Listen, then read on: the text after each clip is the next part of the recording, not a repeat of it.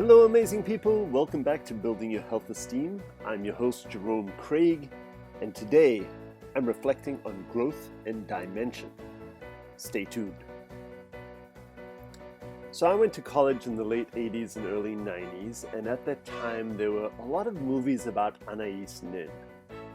And if you know who she is, this French author was pretty famous for her published diaries and erotic exploits of Paris in the 1930s.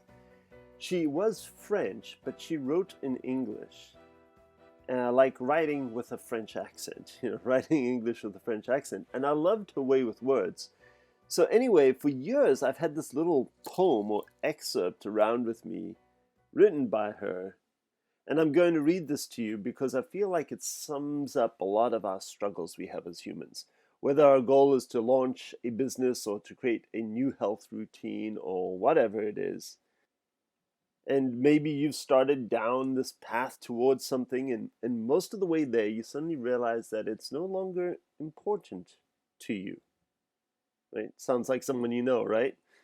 So anyway, we get taken along the current of whatever's going on in the world around us. In the past year, this can be summarized by the question, why is everything happening so much?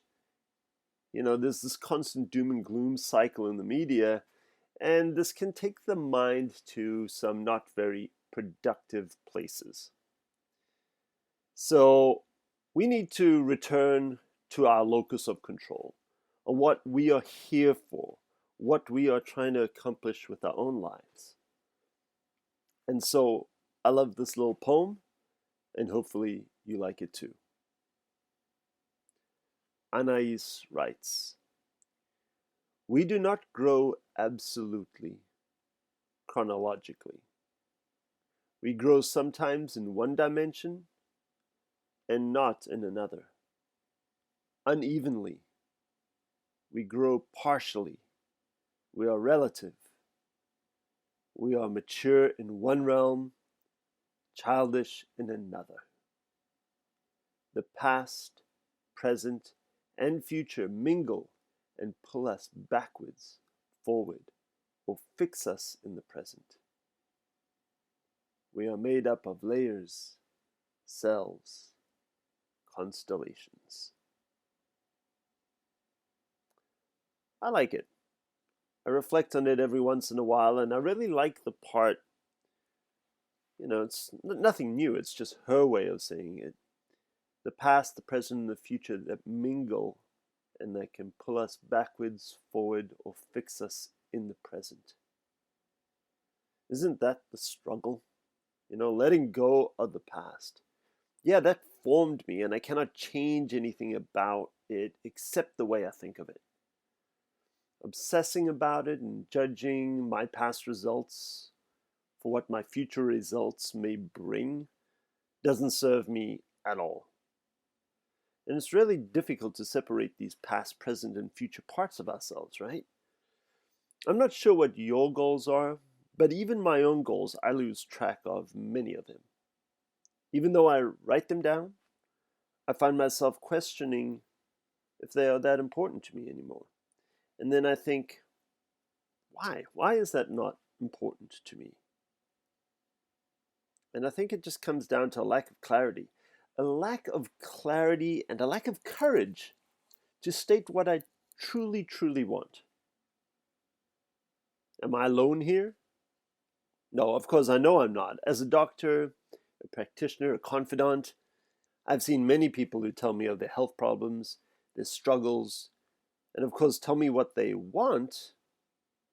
But when you ask them a little bit more, if I'm trying to take a deeper dive, most people don't really know what they want.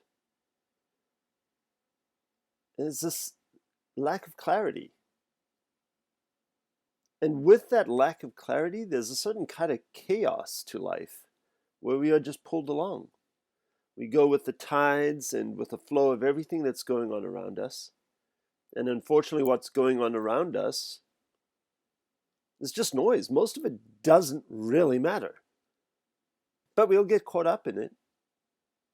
So it makes it very, very hard to stay focused on what you truly want. So I'm taking this week, my present time, to really, really focus and create a clearer vision for my future self. I'm not discarding the past, but I'm not letting it hold me there. This is the most important and difficult part, I believe, in creating and crafting a better version of oneself. Building my health esteem, building a better body, building a better spirit, a better future, a destiny. All of that requires some clarity. Because if I don't really know what I want, how am I going to achieve it?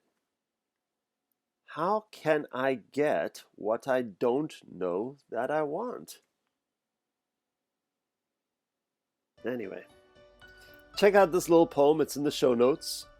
I think if we reflect on it and have a little bit of grace with ourselves, give ourselves credit for our growth and maturity in our different dimensions, and give ourselves a little bit of patience for the childishness and the uneven growth in other dimensions. But realize that with patience, it's not the same as just not asking the hard questions. Patience doesn't mean that you're taking your sweet old time, right? Life is short and so sweet. While it is good to give yourself some grace, you've got to do the work. I've got to do the work. Anyway, that's my little self-talk to myself. Hopefully you got something out of that. And I'll catch you again next time. Take care. Oh, don't forget to subscribe. Thank you.